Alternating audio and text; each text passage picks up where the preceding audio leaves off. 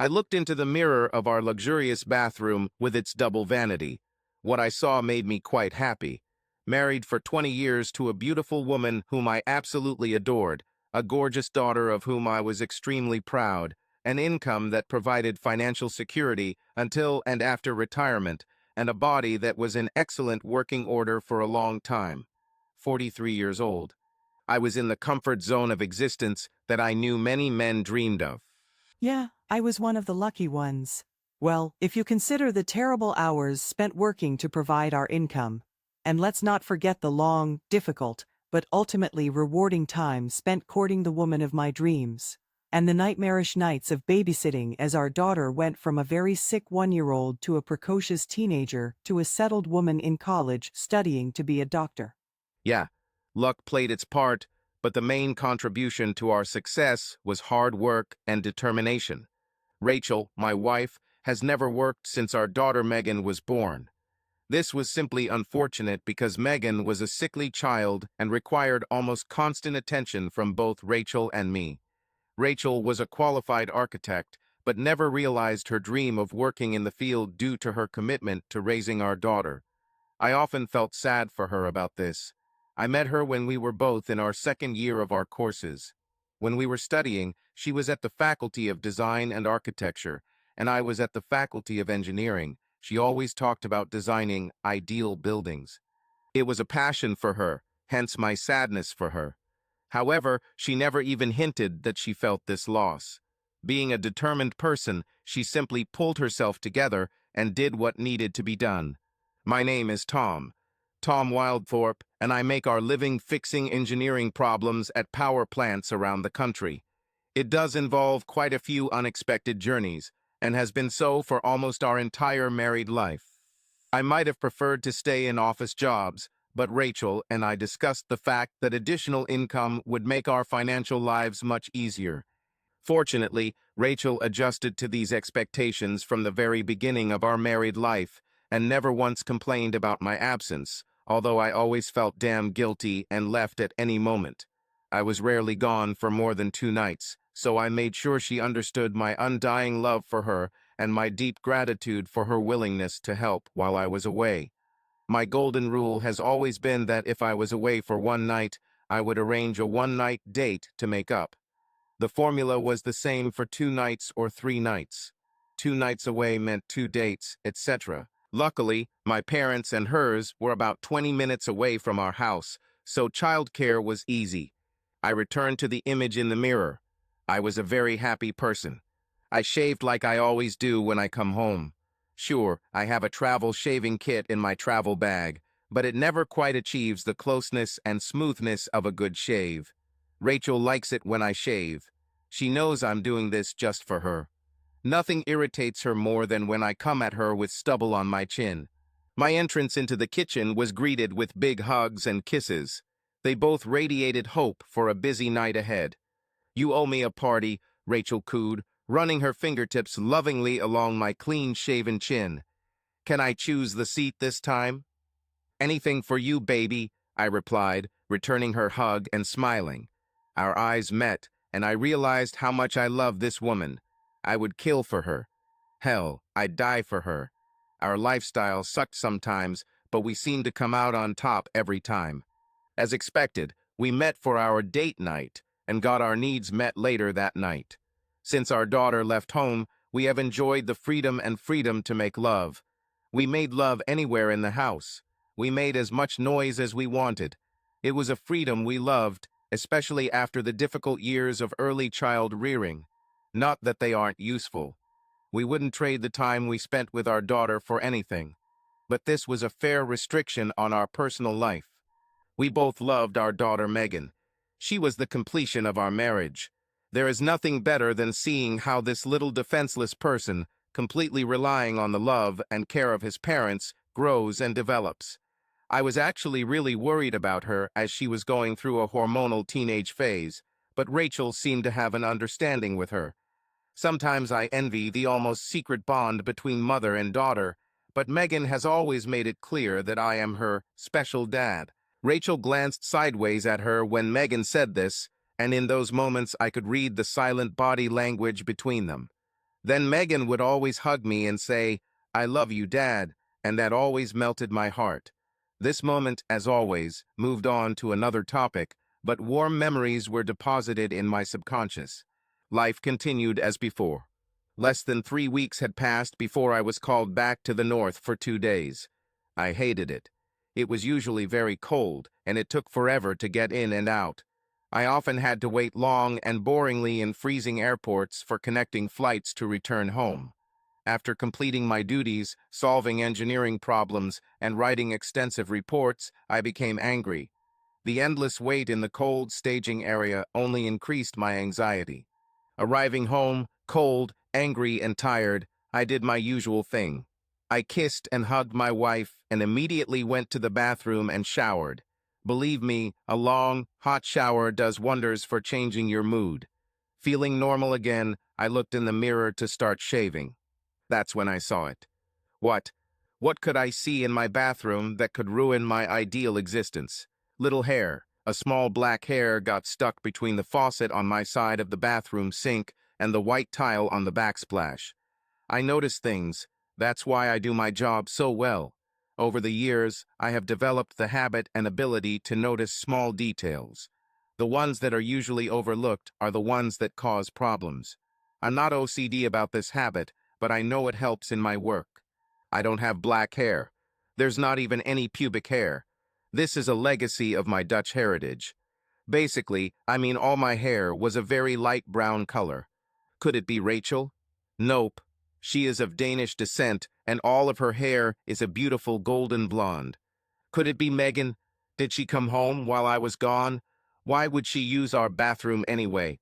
She always used the master bathroom downstairs. Megan started life with jet black hair, but when she turned 1, her hair began to resemble Rachel's. She went through a gothic phase in her early teens. Wow, I don't remember those years. It was a difficult time for me and Rachel. Megan often treated me with disdain and Rachel with outright rudeness. All my friends simply advised me to wait out the crazy years and hope that she would become human again in the near future. Luckily, she did.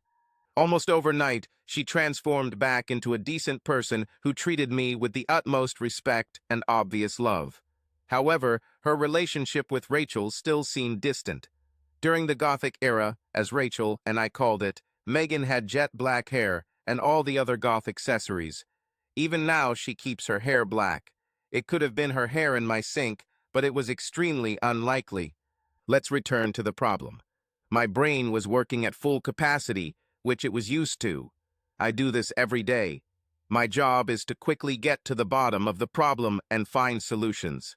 Perhaps it was because of my crappy experience on the last assignment that pushed my mood into a negative paradigm. I looked at a perfectly normal little detail and immediately imagined the worst. It was just a slight deviation from my normal life. Get a hold of yourself, my rational mind screamed. It's not a big problem. But this was very different. This problem was probably related to our marriage. Going from one stray hair to the destruction of a marriage seemed like a quantum leap, but until another explanation is found, here it is. How did this hair get there? It was obvious that it had been trimmed because it was the same thickness all the way through. It did not taper to a thin tip. Could he have been shaved? Maybe cut it with scissors. I checked my side of the cabinets under the sink. Of course, my entire shaving kit was there. Blades, cream, scissors, etc. were in place. Now I had to wonder if someone else was using my set while I was away. This required investigation. I carefully arranged my kit so that I could easily tell if it had been used. Rachel never used my set as she preferred those women's razors which she thought were smoother and of course much more colorful. Part of me wanted to laugh at it all and forget about it. Another, gradually growing part, wanted to get to the bottom of this discrepancy before it completely destroyed our happy existence. I must be wrong, I kept telling myself. The next few weeks were a surreal existence for me. I always questioned what I saw, heard, and felt. Paranoia reigned supreme. I found myself checking my shaving kit every day and looking for more hair every chance I got. My set always came back exactly the same way I left it. Every little argument was micro-analyzed for any hints.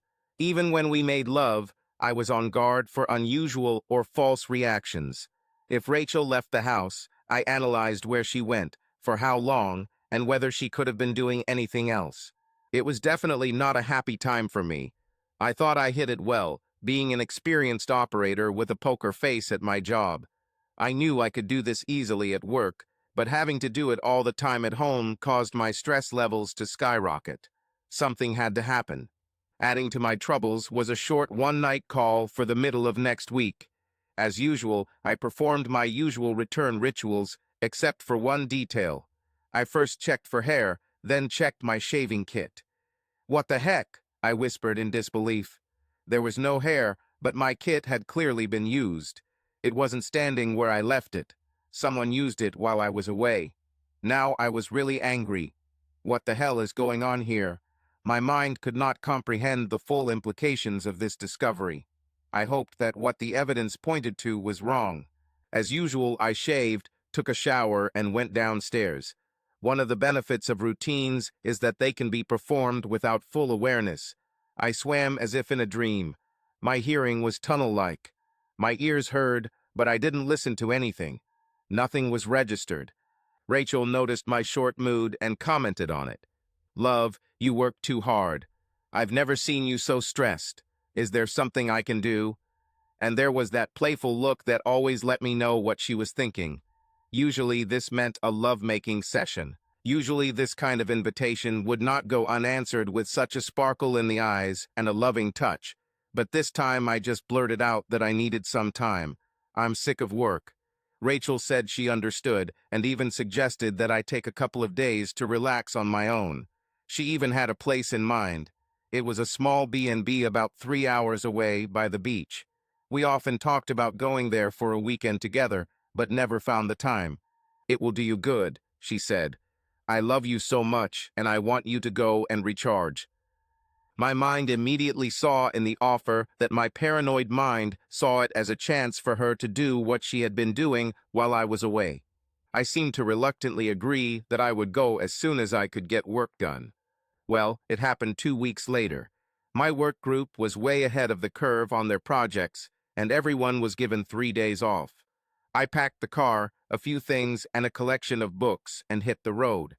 Rachel tried to kill me with kindness before she left, but she was pretty reserved when it came to sex.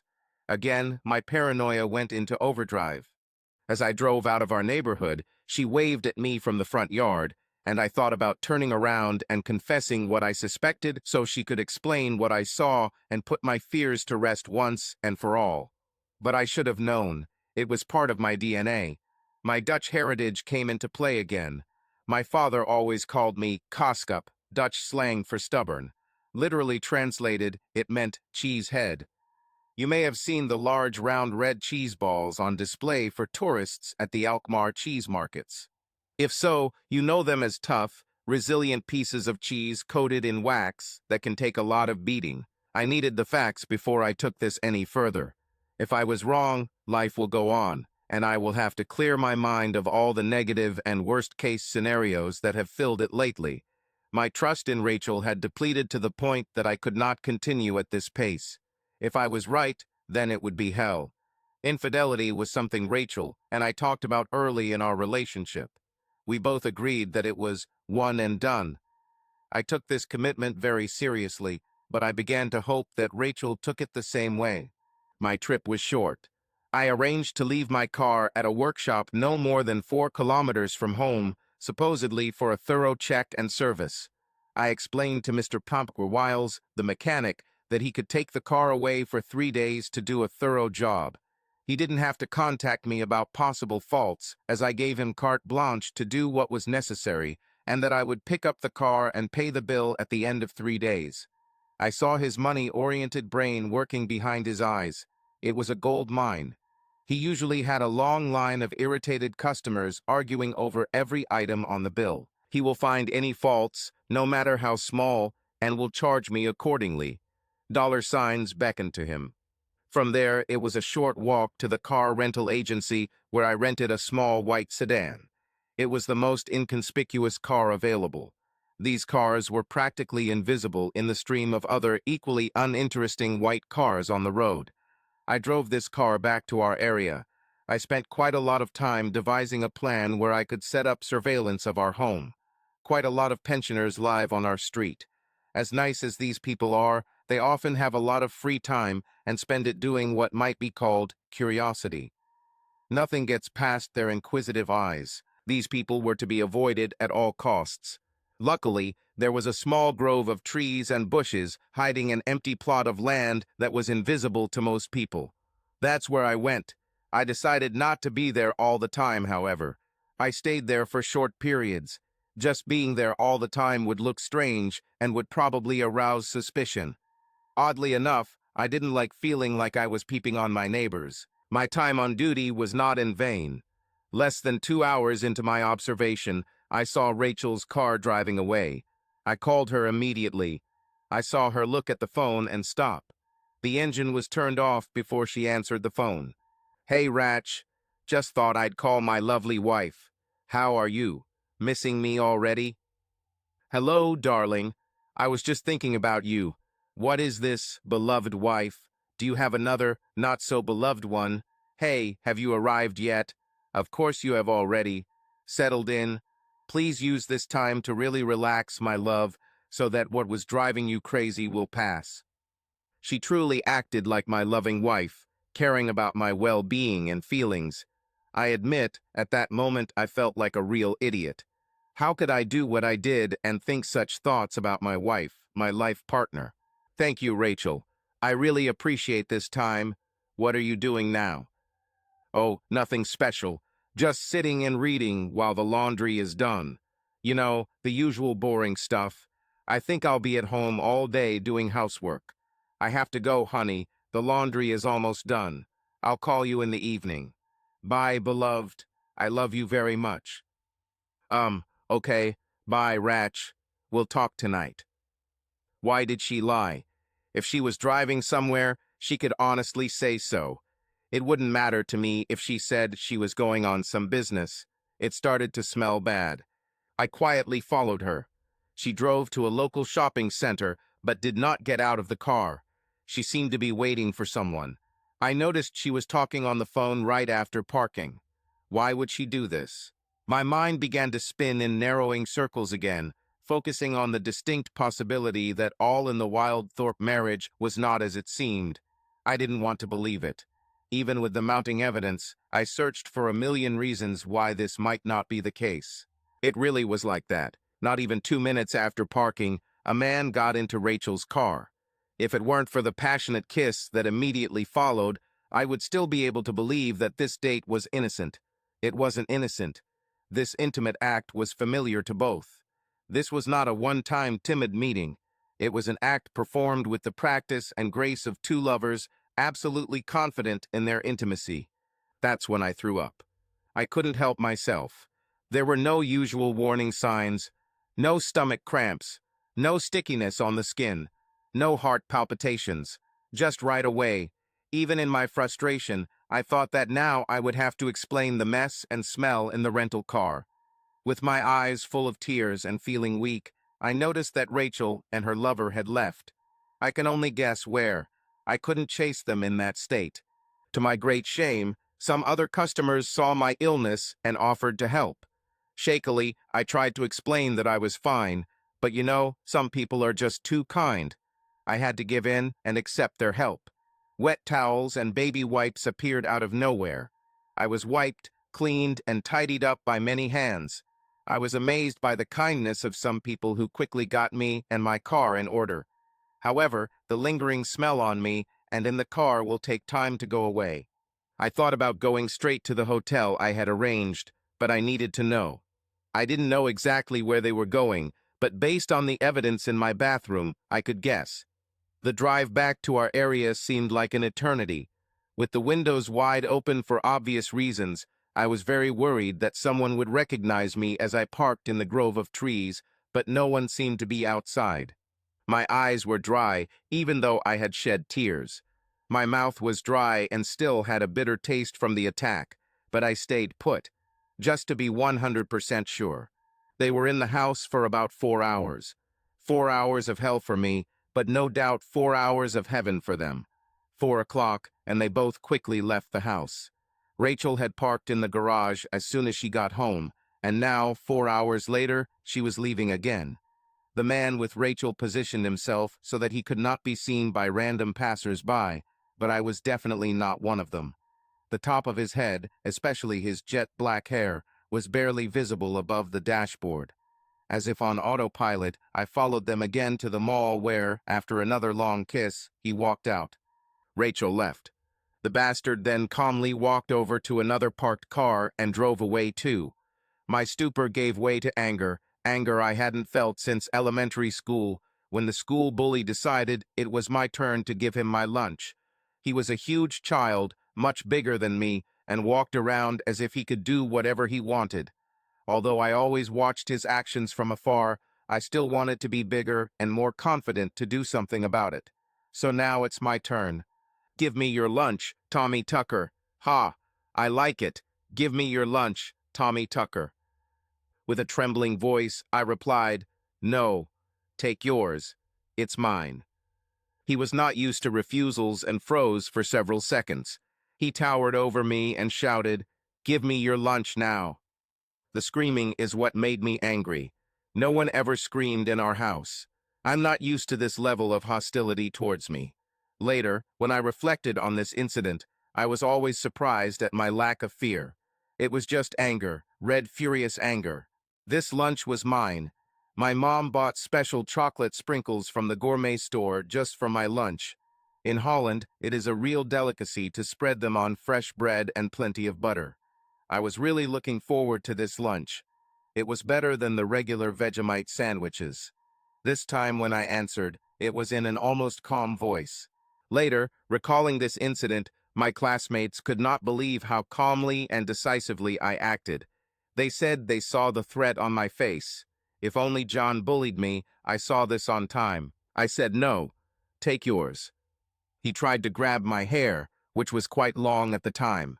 I had seen him do this countless times to other victims, so I knew what he was planning.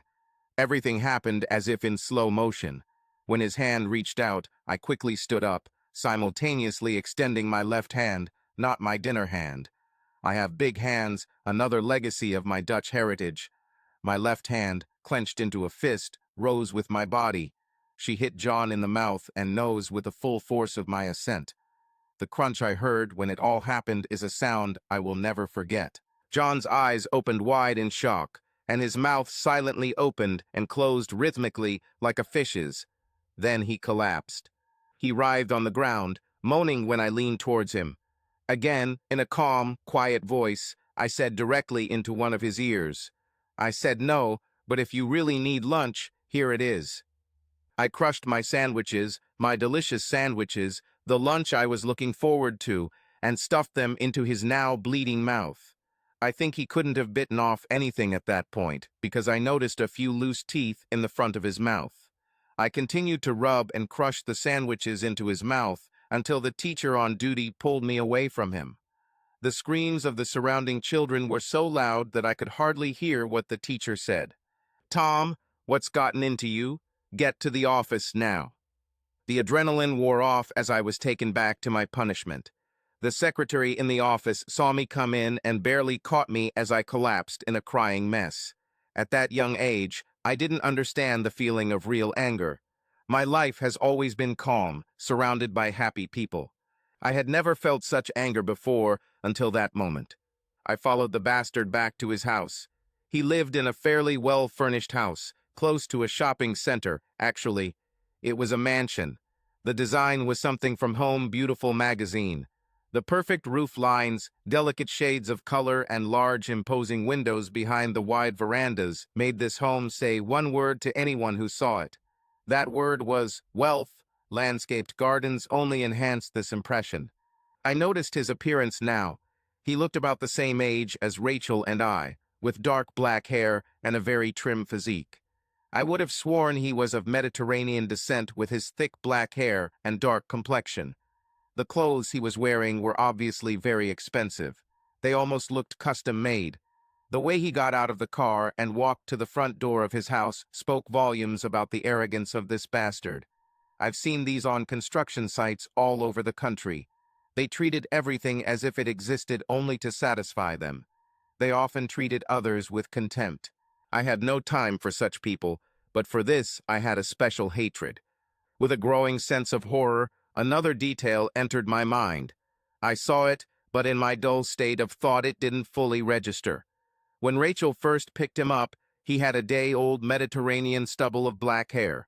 I always laughed and called it a terrorist look when I saw it on workers I came into contact with. When I saw him again, he was clean-shaven. "Bastard," I said out loud. "Dirty piece of scum. Now everything becomes clear." I was about to get out of the car and face him when an elegantly dressed woman came out of the front door. They seemed to know each other. How could I understand this? Well, they kissed each other on the cheeks. He quickly retreated into the house, and she began to mess around in the yard. She was soon joined by a mini version of herself, apparently her daughter. The daughter looked vaguely familiar. One more detail to figure out later. They talked and laughed a lot about some untold story. Time to leave. I learned everything I need. The meeting with this bastard was supposed to happen later. As angry as I wasn't going to beat him up in front of his wife and little daughter. Not only did my wife cheat on me with this loser, but he also cheated on his own wife and daughter. How vile. How can one person do such things to other people knowing it will cause pain and suffering, especially when there was no history of hostility? I never understood it, but I had a feeling that I would find out what this experience was like. He will pay. I needed to do something. The time spent away proved to be a blessing in disguise. I could do what needed to be done without making excuses at home. Unfortunately, the same behavioral patterns followed the two cheaters every day while I was away. Now I didn't have to follow them everywhere. I knew what was happening. The usual list of pre-divorce precautions was followed. Credit cards, pension beneficiaries changed, payroll deposits redirected, utility data changed, cell phone plans canceled. You know, all the usual stuff. The plethora of websites and self-help sites have been a huge help, but a sad indictment of the state of marriage in our world. I made an appointment with a divorce lawyer. It was very strange how these lawyers called themselves family lawyers when most of their work resulted in the breakdown of families. Go understand. The documents were prepared, but their delivery was delayed until I was ready. I arranged for a private investigator that first day at a significant fee due to the urgency of my request to fully document one day of Rachel's infidelity. I needed documented evidence of the disgusting behavior of these two. I also needed to talk to Megan. She was our daughter, and besides me and her mother, she was the person who should have been most affected by this. Now I regret it. If I thought this situation was already bad and destructive to my marriage to Rachel, destroying our family unit, my self-esteem and value as a husband, I was wrong. "Hey, Megan, we need to talk. This is about your mom and me," were the first words out of my mouth when I walked into her apartment. "This isn't going to be pretty, so we'd better both sit down. Don't worry, this isn't about you. This is about your mother and me." "Dad, you look terrible. What happened? Oh, damn. You know, don't you? Sorry, Dad, but this isn't just about you and Mom. It's about me too." At that moment, she burst into tears and hugged me tightly. She didn't let go, continuing to try to speak. In the end, I just had to return her hug and calm her down until she could control her sobs. "Megan, no, this is not about you. This will affect you, that is, us as a family, but it is not your fault. Hush, daughter. What I am about to tell concerns only me and your mother. I have to tell you that will happen soon so that you are prepared for everything that will happen soon.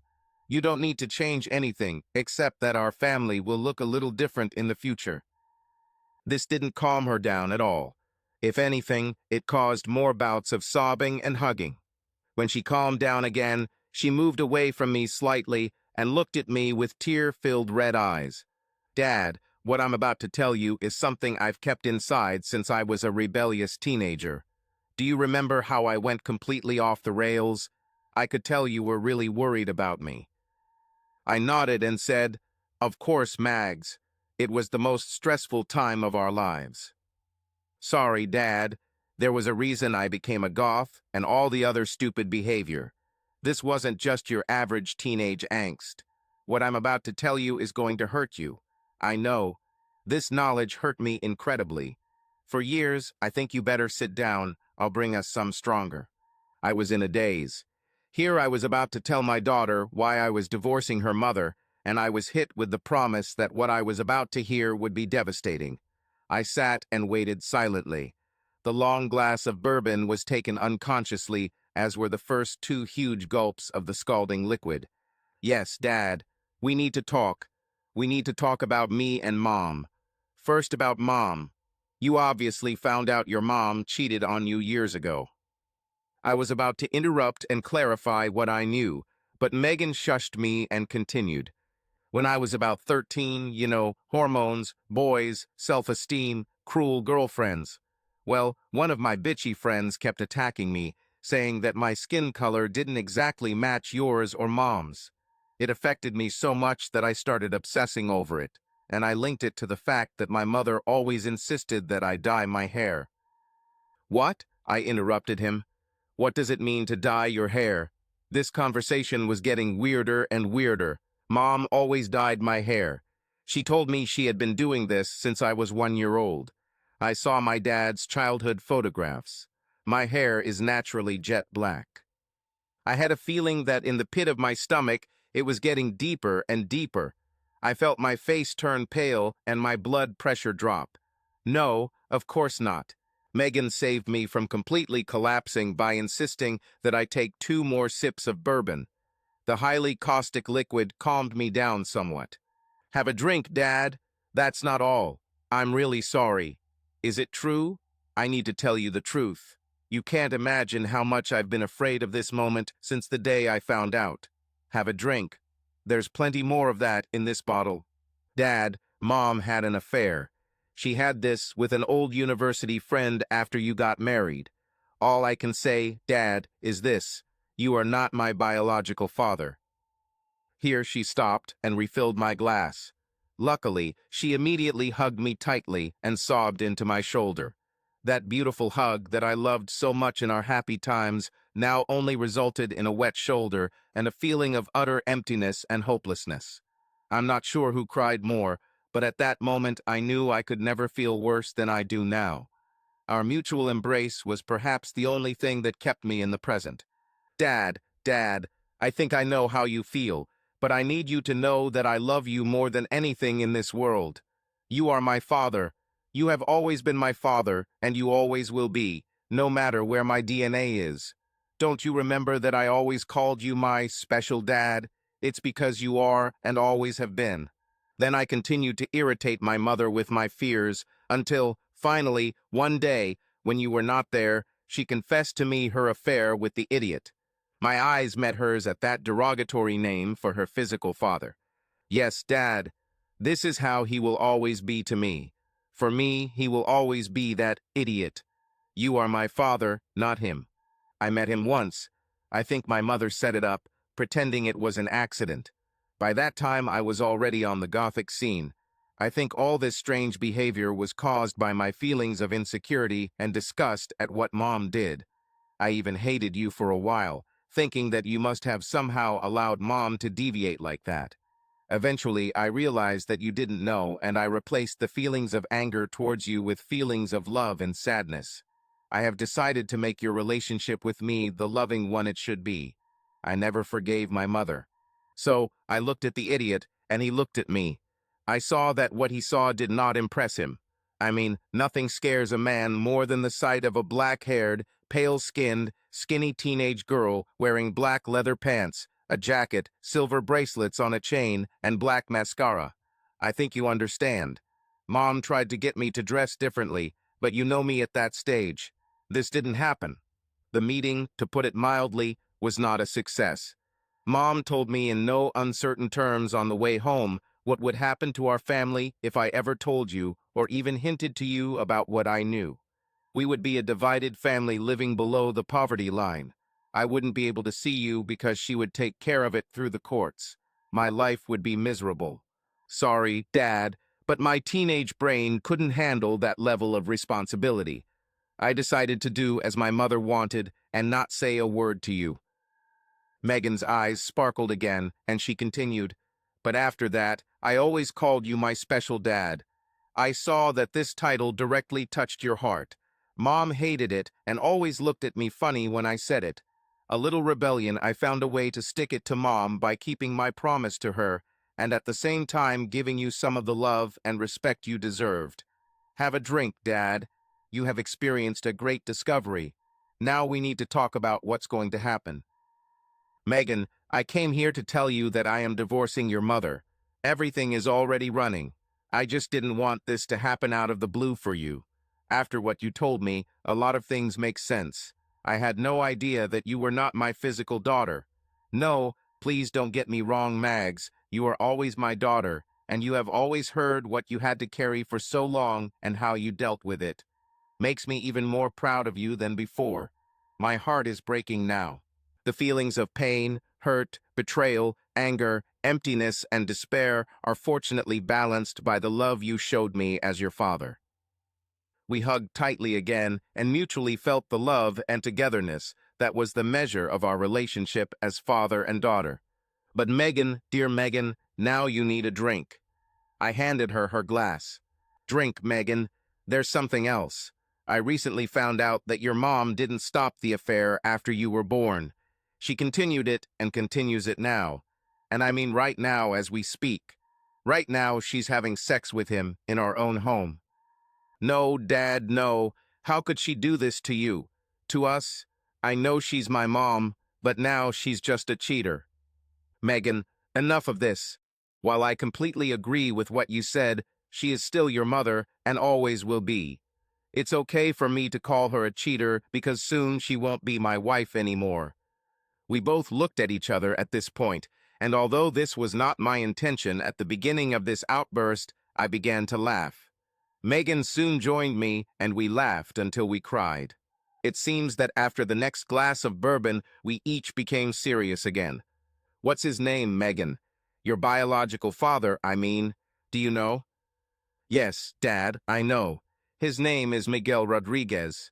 His family has always been rich. Apparently his father started importing expensive cars, and the idiot runs the business for him. Mom and he were a couple at university. I think Mom smelled money, but he left her when his family didn't approve of her choice. It seems like they never forgot each other. I know where he lives, Megan. He has a wife and a daughter. Now I know why the daughter seemed familiar to me. She looks just like you at that age. Sorry, Megan, but you have a half-sister who looks like you, only younger, and as I see, with black hair, not brown, as I remember yours at that age." "Dad, this day couldn't get any weirder. What are you going to do? Or rather, what are we going to do? You're not alone in this, Dad. I know Mom cheated on you, cheating on you, but she also betrayed me. We can't leave it like this. Megan, let me figure it out. Like I said, everything is already in motion to deal with your mom.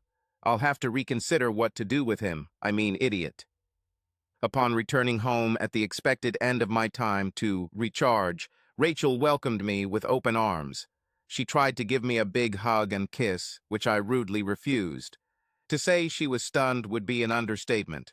She physically pulled away from me and asked, "Beloved, what happened? Did something happen?"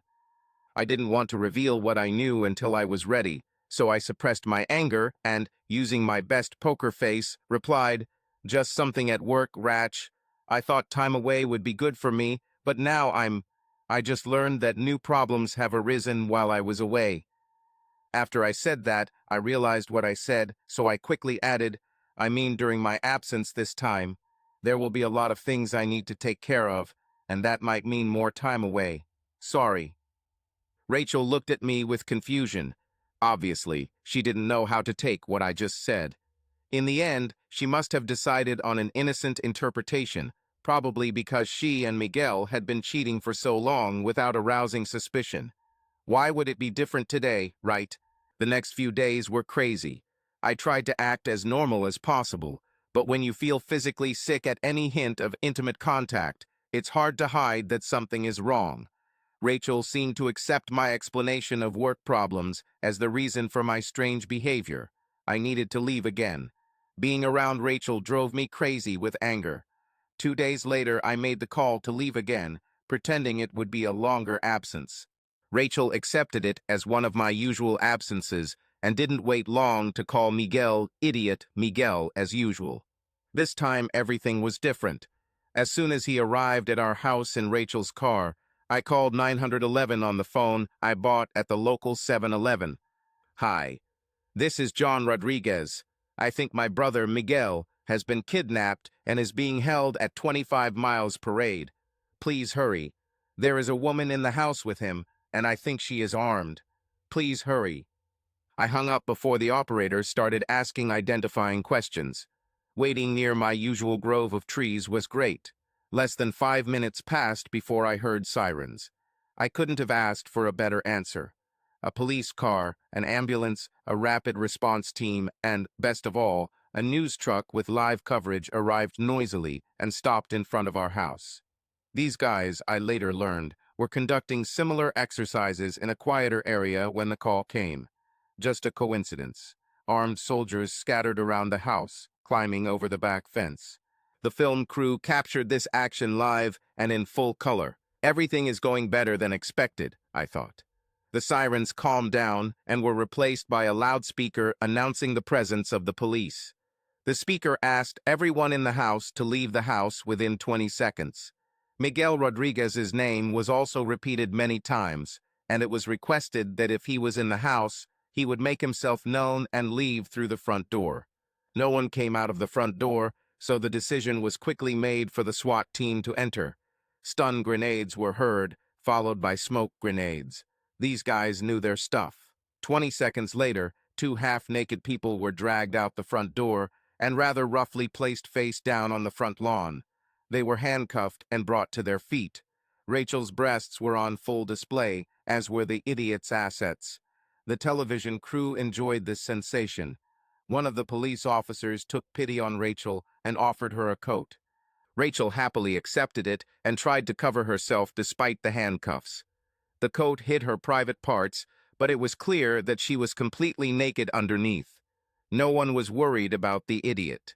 It took time for the police to establish the facts and reluctantly release the 2 men, but the damage was done. After all the rescuers returned to base, the entire area was in a rush. Gossip was at its height, and I needed to disappear so as not to be recognized. The fun was over. Now all that was left was to wait. Mrs. Amanda Rodriguez received an anonymous call to inform her that there would be an interesting report on the evening news. The news was really interesting. Obviously, no naked parts were shown, but it was very clear that the couple was naked. The couple were identified as Mrs. Rachel Wildthorpe and Mr. Miguel Rodriguez. They were not husband and wife, but were found naked in Wildthorpe identity. The couple had no comment other than to say they would sue authorities for wrongful arrest. "Hey, Ratch," I asked when I called her that evening. It took all my self-control not to laugh as I spoke. "How was your day?" "Oh, hi, Tom. Everything was fine. Did you see the news tonight?" "No, not yet. I have a lot of reports. I'll probably watch the late news before I go to bed." I wanted to prolong her concern by adding, "This isn't the same as our local news. Why? Is there something happening that I need to know about?" No, not really, but we'll need to talk when you get back." "That sounds threatening. Okay, I'll see you in a couple of days. Bye," and I hung up. This should have raised alarm bells in Rachel. I never hung up on her. I don't know what happened at Rodriguez's house that night, but it appears that the idiot was not currently living there. Apparently, he has settled into a job. His father's car dealership had a fully equipped apartment that he now considered home. I knew right away when Miguel and Rachel met again. This time, they decided that our house was not suitable, and besides, the neighbors were very keen to know what was going on in the Wildthorpe house. The hotel they chose was managed by Tom Worrells. Tom was an honest, hard-working man who hated that his hotel was often used for such purposes. He could immediately recognize a couple that was up to no good. The couple who rented the room that night looked suspicious. This suspicion was confirmed when, shortly after the couple went up to their room, a well-dressed man entered his office. He politely asked what number the last clients had rented. He also placed a rather large amount of money on the counter and asked for a spare key for this room. This worried Tom. He was an honest man. Bribes always come back and haunt people. The well-dressed man, who then introduced himself as Roger, explained the reason for his request.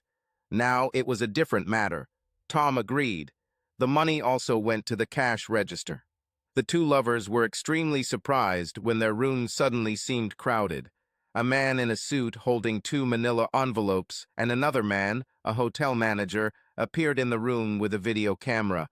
The camera was a nice touch.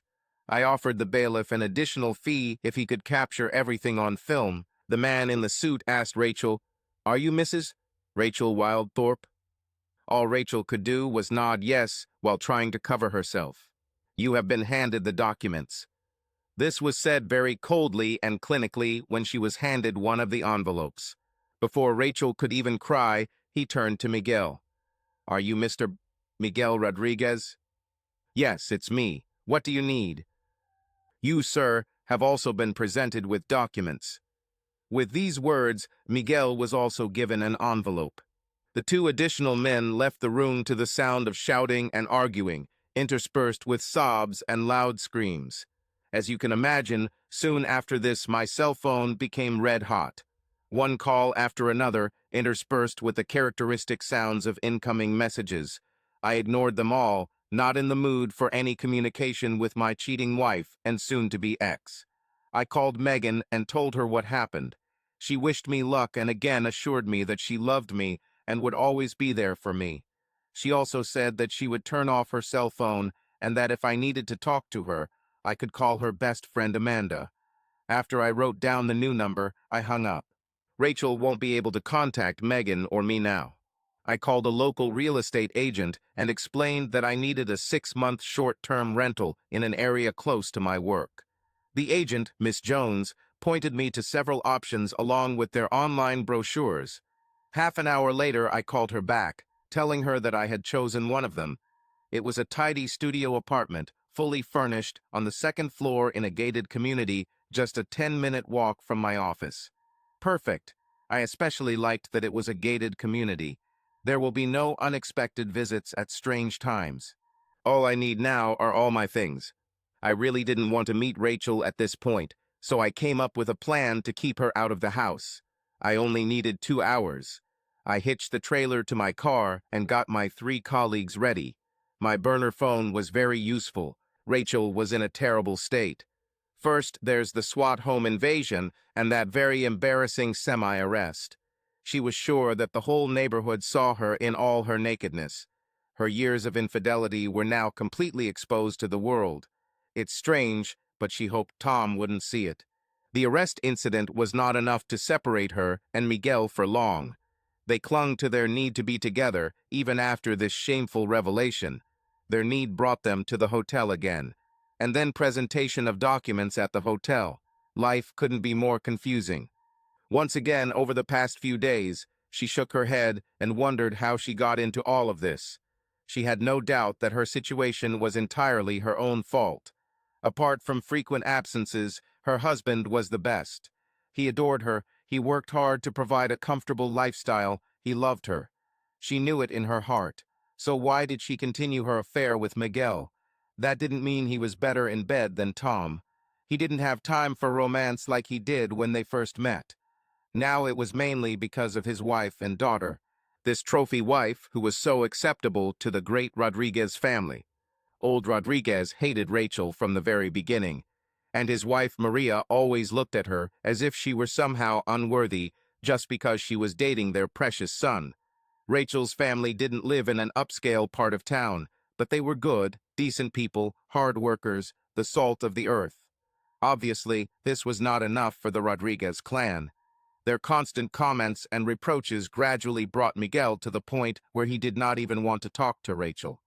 He loved sex and loved being with her, but every time they met, Rachel noticed him looking over his shoulder and feeling guilty. Ultimately, he ended their relationship. This broke Rachel's heart. She gave him her body and her heart, but even though she knew he loved her too, his family had more influence over him than she did. She hated this family with all her passion. She heard that Miguel moved from girl to girl over the next 2 years, never settling down with anyone. Perhaps none of them are good enough for the Rodriguez family either, she thought with a certain amount of irony. Exactly how the next stage of their relationship began was unclear to Rachel. She saw him on campus. She was already quite seriously involved with Tom and knew that he should become her husband, but Miguel attracted her. It wasn't sex. What was it?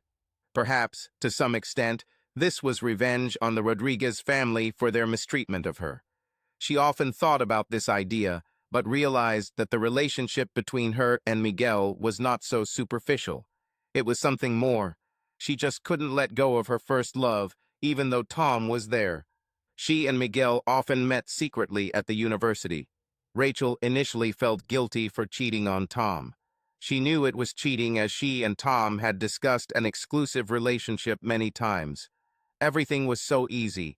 Tom was stressed, trying to find time to study.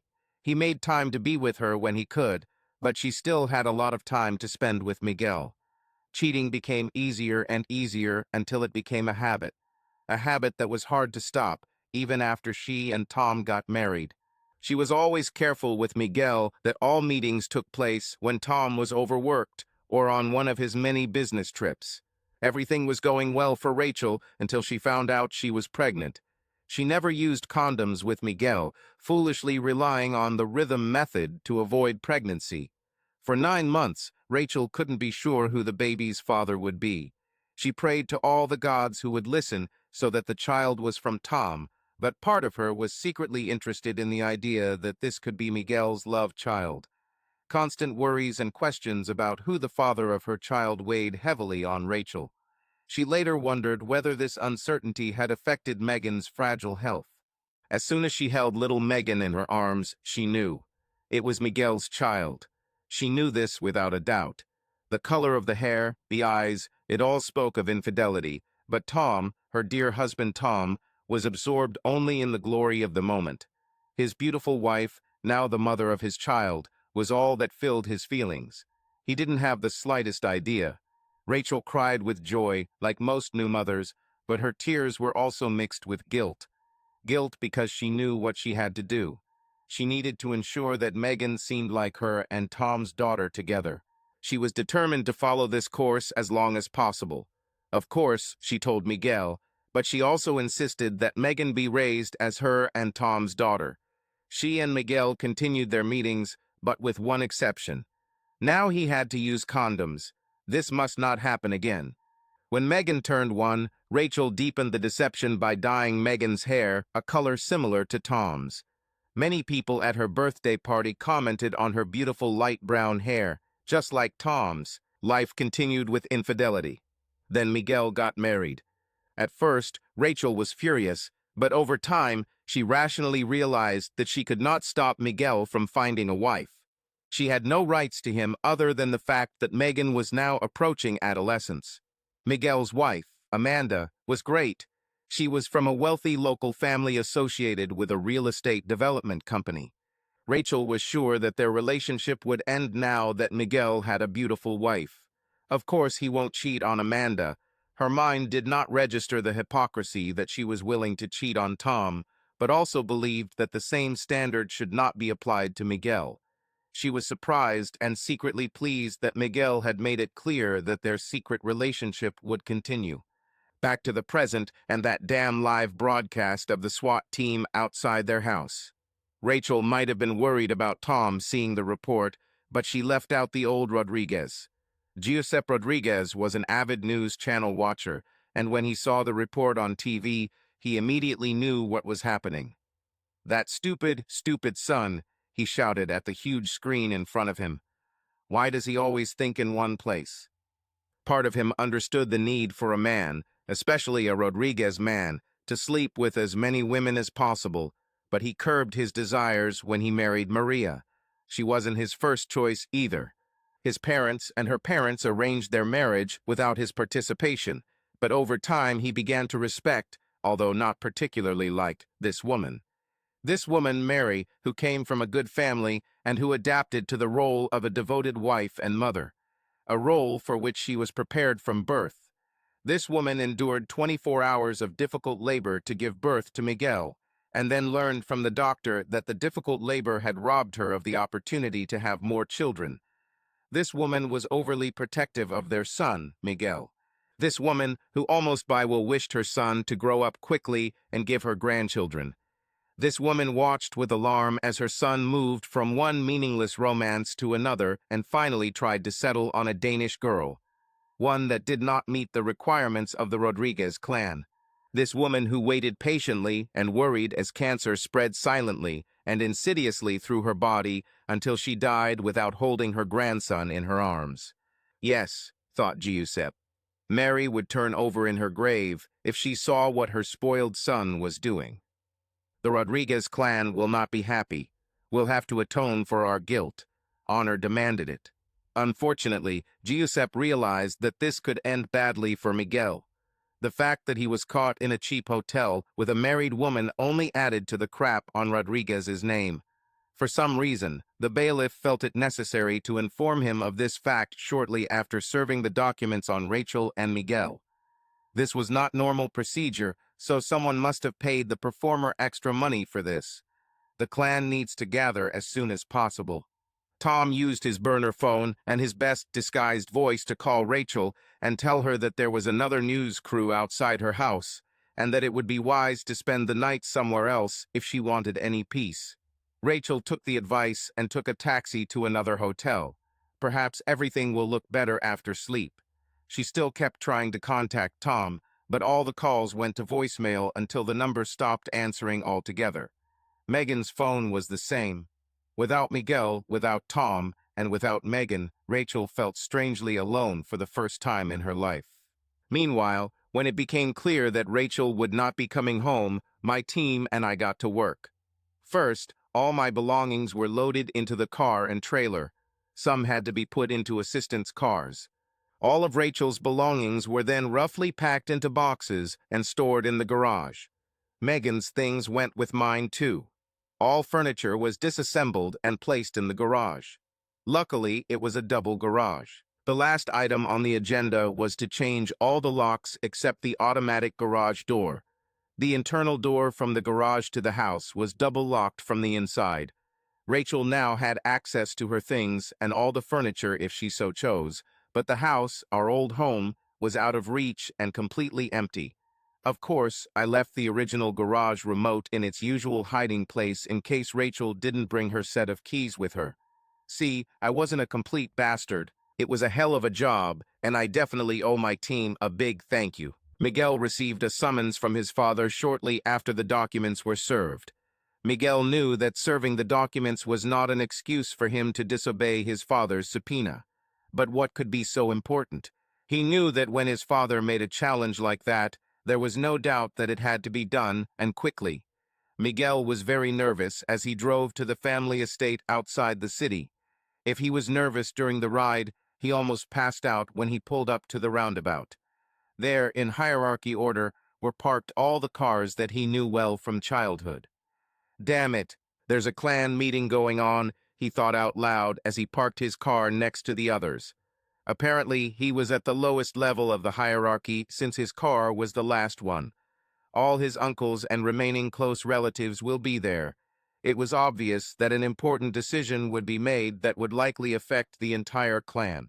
Since he did not know the topic of the upcoming discussion, Miguel, in addition to being nervous, was very excited. He was never allowed to attend such meetings when he was younger, and such meetings have been rare since then. He almost ran into the great hall of his family home.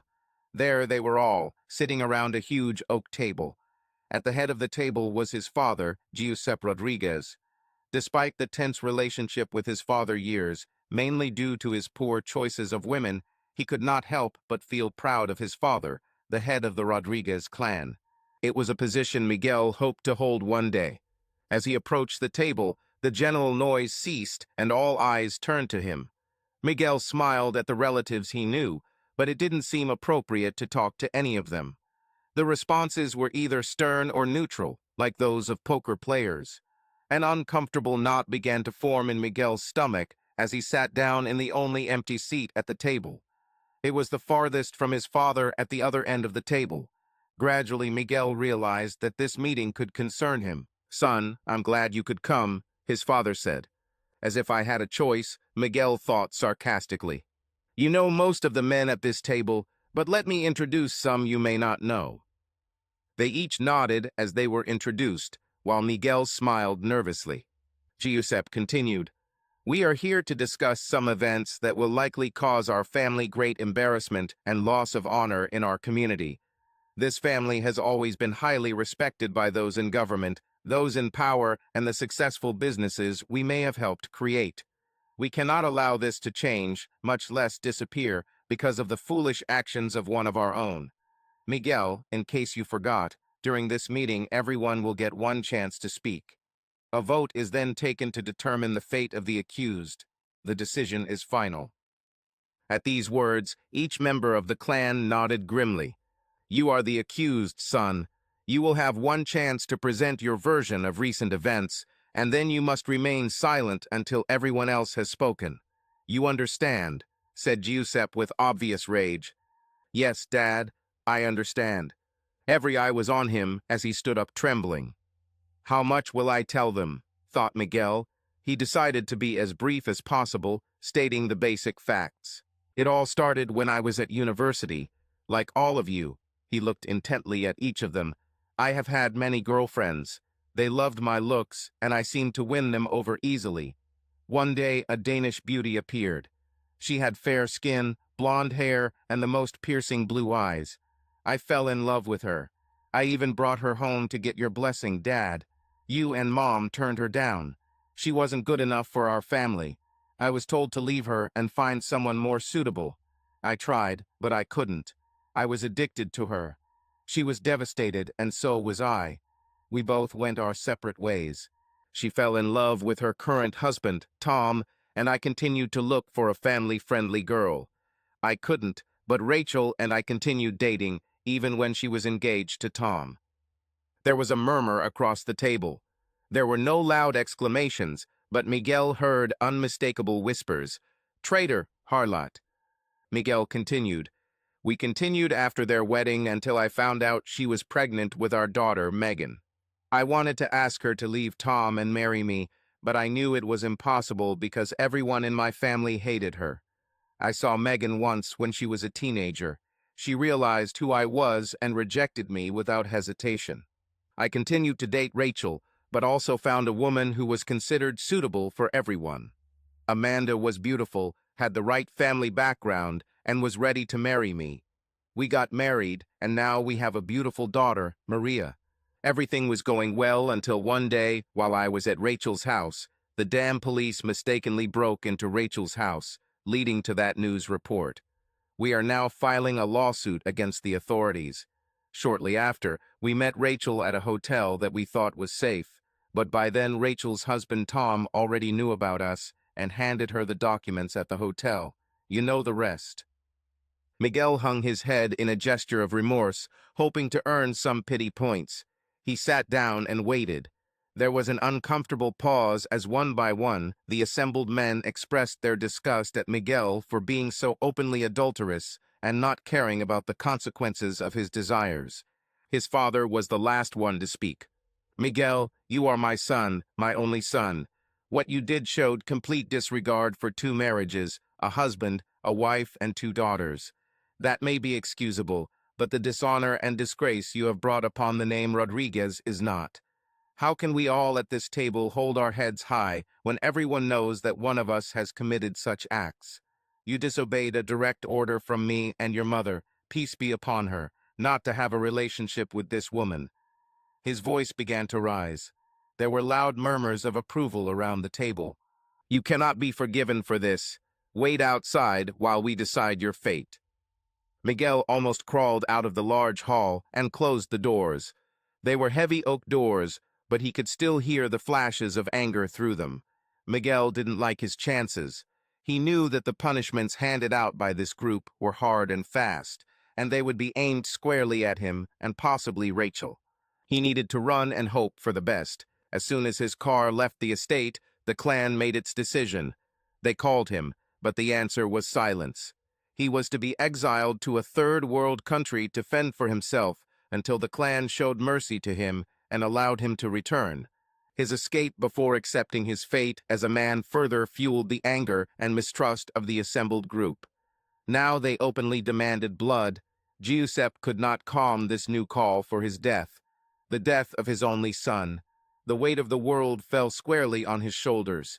He would not only lose his only son, but also the right to pass on the leadership of this group to his family. It will now go to one of his other relatives. He would soon be seated at another place at the table, while someone else led the clan. He will be left alone, completely alone, without a wife, without a son, and without prestige. The panel had clear processes for reaching such a verdict. It was not in Giuseppe's hands. Miguel was a dead man walking on the ground. Later that night, Tom received a strange phone call. It was clearly anonymous and from a number he didn't recognize. The heavily accented caller said, "Mr. Wildthorpe, Mr. Tom Wildthorpe, we know what recently happened to your marriage. We have decided to give you justice for these serious misfortunes that have befallen you and your daughter. Our advice to you is to immediately leave the country for at least 2 weeks. Make sure you are seen in public at all times. It is very important. You understand? A certain amount of money has been placed in your apartment's mailbox. This should be enough for your trip abroad and related expenses. There is also a ticket in your name. The flight departs at 6 in the morning. Please follow this advice." The phone went off. Tom knew from the caller's tone that he was serious. The package was indeed in his mailbox. Looks like he was flying to Brisbane, Australia, and had 2 weeks of luxury booked #1 resort hotel on the Gold Coast. The packing was completed, and he was boarding a Qantas flight the next morning. He told Megan about his journey. She was very curious, but decided that her father needed some rest after the emotionally difficult period he was going through. Tom thought about the reasons for this warning and could not sleep during the long transoceanic flight. Sometimes he looked around to relieve his boredom and thoughts and noticed a woman and her daughter sitting a few seats away from him. The fleeting glance stuck in his memory for many hours until he finally understood. It was the daughter who helped put the puzzle together. She looked remarkably like Megan. Younger version of Megan. He realized who they were. It was Amanda Rodriguez, and her daughter. He remembered her from his spying on that bastard's house, which seemed so long ago. She didn't recognize him, so he wondered if he should introduce himself. In the end, he decided to wait, at least until they got off the plane at Brisbane Airport. That's exactly what he did. The baggage carousel was crowded enough that if there was a scene, he could easily get lost among the waiting passengers. "Mrs. Rodriguez, you don't know me, but I know you," were his first words to her. To say she was stunned was an understatement. She turned pale and looked around frantically, looking for guards or an escape route. Finally, realizing that the only thing possible due to her young daughter and lack of baggage was to face this threat, she looked at the man defiantly and asked, "Who are you and how do you know my name?" "My name is Tom Wildthorpe, Amanda. Your husband, Miguel, and my wife, soon-to-be ex-wife, Rachel, have been having a long-term affair since you and I both entered into marriage with them." Tom's decision to be honest, brutally honest, with Amanda had a disturbing effect on her. She almost lost consciousness. If Tom hadn't been close enough to support her, she would likely have collapsed onto the cold terminal floor. "We should probably go and sit over there," Tom suggested, pointing to the nearest cafe in the terminal. "We can pick up the luggage in a minute."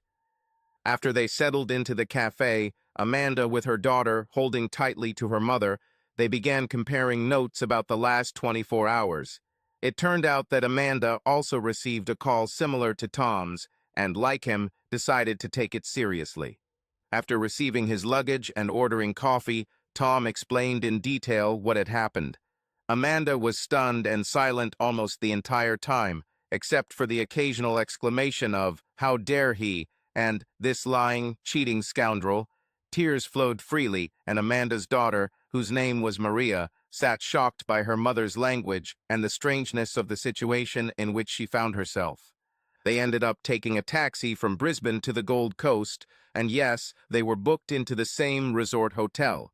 It was a long and restless night for everyone.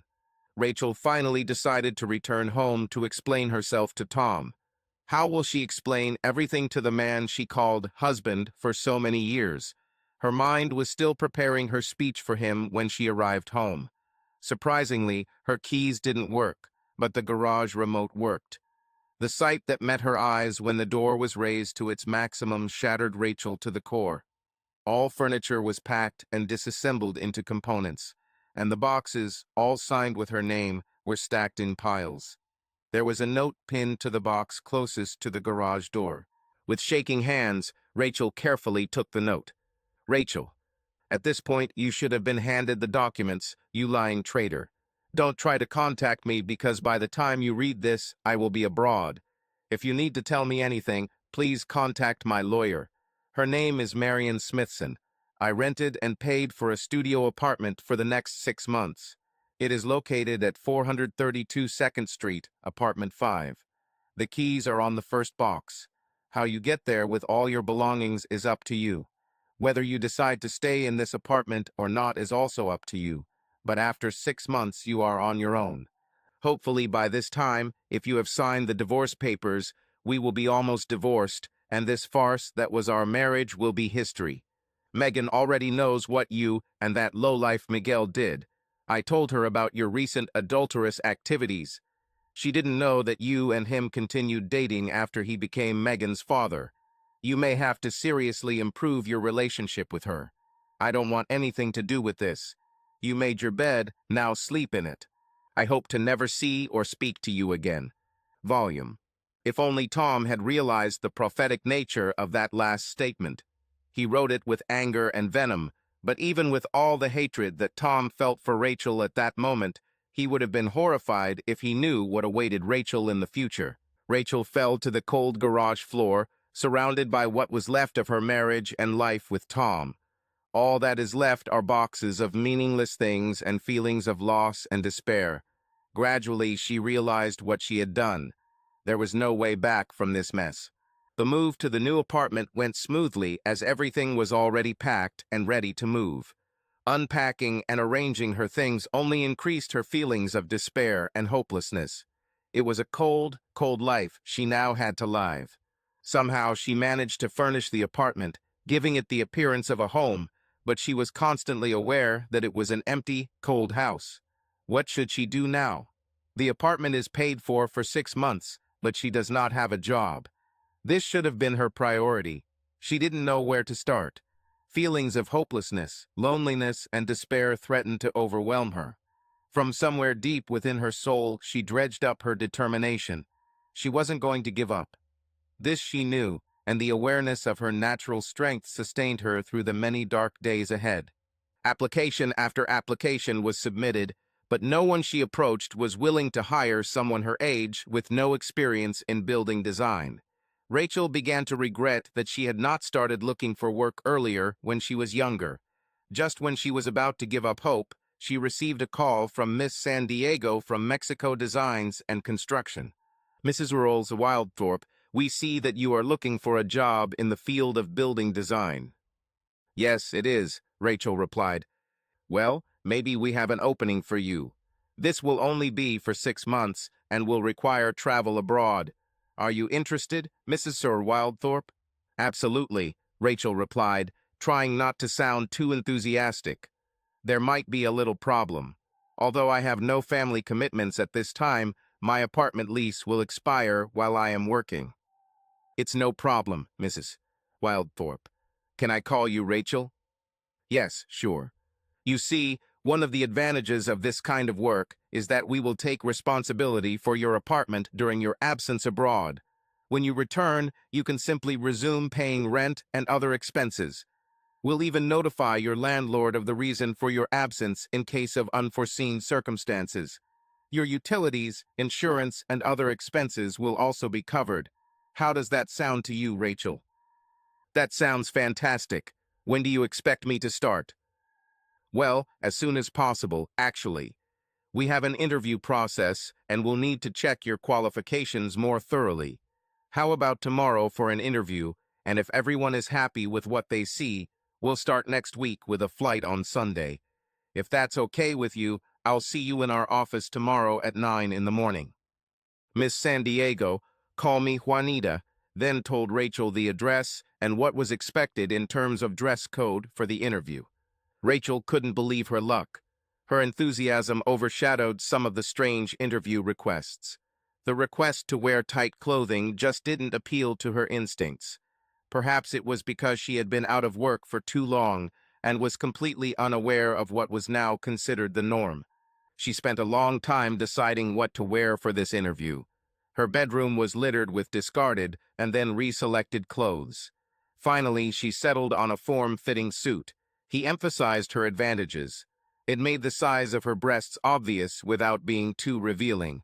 The neat white shirt under the jacket was opaque enough to not require a bra.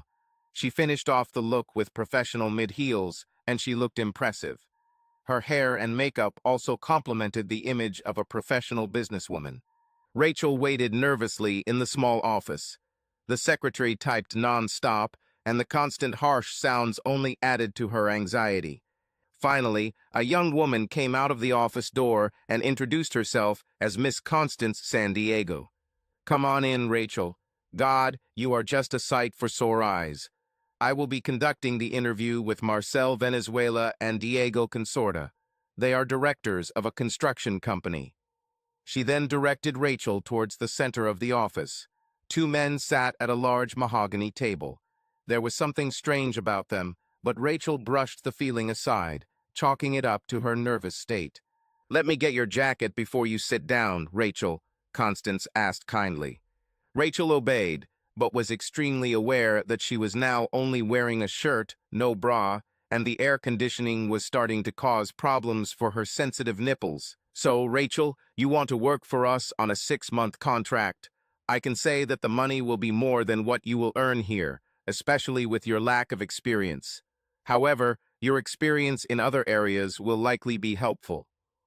At this last remark, Rachel looked at the speaker suspiciously, but Constance quickly looked away and replied, What he means, Rachel, is that as a mother, your organizational skills should be well developed.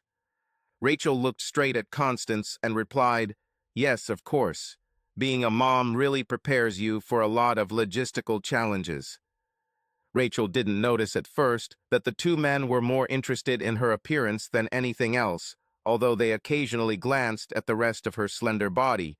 It was the sidelong glances at each other followed by dirty grins that made Rachel realize the true nature of these men. Constance seemed to distract her attention with persistent questions. At the end of the interview, the two men nodded to Constance and abruptly left the office. Well, said Constance, everything went well. Both directors were pleased with what they saw, and they heard. I can say with confidence that you got this position. On Sunday, you will fly to Mexico City. A limousine will meet you at the airport and take you to the office at the construction site. Unfortunately, it's quite a long trip, but I heard that the limousine has all kinds of drinks. What a score. A company representative will take care of your apartment issues tomorrow. Welcome aboard, Rachel. Thank you for coming today. I probably won't see you again since I'm only hired to do these types of contracts. Goodbye and good luck. With that, she walked Rachel to the door. Rachel was a whirlwind of emotions. Everything happened so quickly. Her doubts about the true intentions of the two directors quickly disappeared behind a feeling of delight. She made it. Now she had a future that did not depend on either Tom or Miguel. Rachel walked through the air, heading back to her apartment. What Rachel didn't see was that as soon as she left the office, elated to have landed her first job that promised great rewards, Constance and the secretary quickly began dismantling everything that made the room look like a legitimate office. By the time Rachel returned to her apartment, The rooms in which she was interviewed were completely empty and cleared of all traces. The flight went smoothly, and as promised, the limousine met her at the Mexico City airport. The driver took her 2 suitcases and, as Rachel noted, roughly threw them into the trunk. He did, however, show Rachel how to use the drinks cooler inside the car. Megan and Tom never heard from Rachel again. They were notified by the landlord about Rachel's new job and took it as her way of disappearing. The divorce was uncontested. Meanwhile, Miguel wasn't feeling particularly well either. His brief escape from his relatives ended in a hotel in a small Midwestern town. The midnight call to his room was quick and silent. It was a well-rehearsed room cleaning that left this hotel room without any trace of Miguel's presence. The cash payment for the room also left no trace of his short stay. Giuseppe received a phone call before dinner. He listened gloomily and muttered, "Gracias." Another sad chapter in his life was over. But, he thought gloomily, it won't happen again. Tom spent a lot of time with Amanda on the Gold Coast. It seemed like this place was made for romance. Even though their feelings of mutual attraction were weakened by recent events in their lives, Tom and Amanda developed a strong friendship in those 2 short weeks.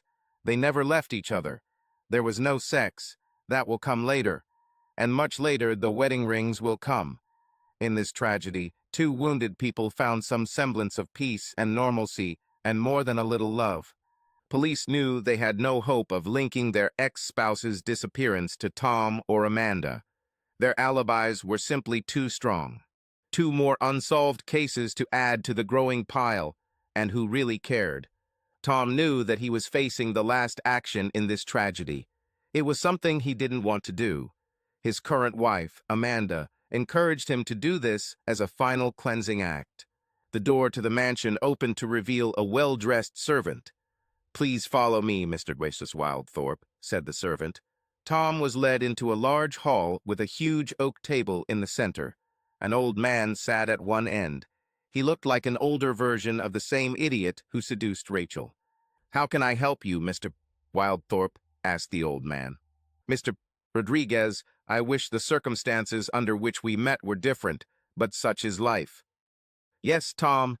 Can I call you Tom? Call me Giuseppe. Unfortunately, we are intimately connected by this sad tragedy, so I think formalities are unnecessary. How can I help you?" "Giuseppe, I know that you are aware that your ex-sister-in-law Amanda and I got married. Now she is not Rodriguez, but Wilsthorpe. I also know that this must be terrible for you. He was your only son, and now he seems to have disappeared along with Rachel. Believe me, I tried to find them, but to no avail. I can only assume that they disappeared because of the shame they must feel for their actions. I went through stages of anger and betrayal. My love for Amanda, her daughter Maria, and my daughter Megan destroyed the hatred. For that I am very grateful." Giuseppe was overcome with a deep, sad feeling. He physically sagged in his seat. "Yes, Tom, they have now received their well-deserved rewards."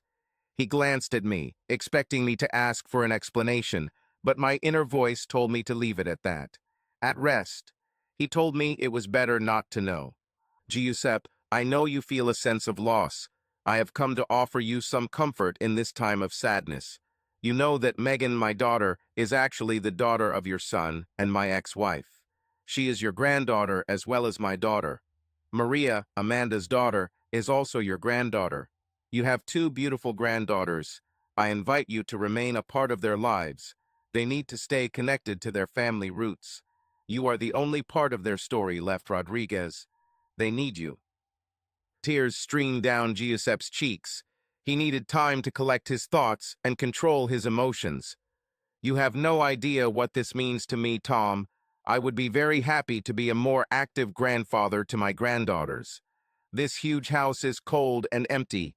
He needs the joy, laughter, and family warmth of children running through his corridors. Thank you from the bottom of my heart, Tom." Then he stood up and walked towards me. I wasn't expecting a hug, but it didn't seem strange. Some kind of integrity and depth of feelings between us was conveyed, which can only be appreciated by 2 people who have gone through hell and survived. He whispered hoarsely in my ear, You will always be a welcome guest at this family table, Tom. When he released the hug, he steeled himself and said, "We have a clan meeting this Sunday. I would be honored if you, Amanda, and the girls would come so I could introduce them to the family. I have a feeling that the clan members will be very happy to welcome new members."